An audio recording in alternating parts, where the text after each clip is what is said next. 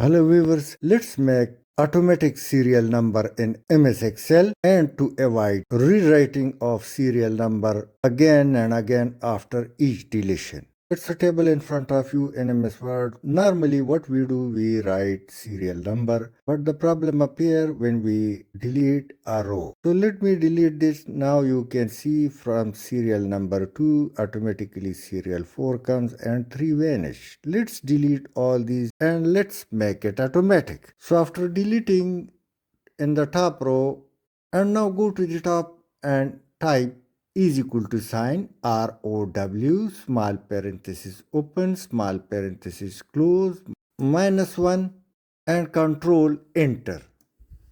Now this comes. So simply hover over the top row, and when the plus sign becomes narrow, press left click and drag it down. Now automatic serial number has been added. Rewrite serial number at the top. And now if I delete a single row, so the number regenerate automatically. Let me select more rows and you can see the table serial number is automatically updating itself. So through this you can save a lot of time. Thanks for watching.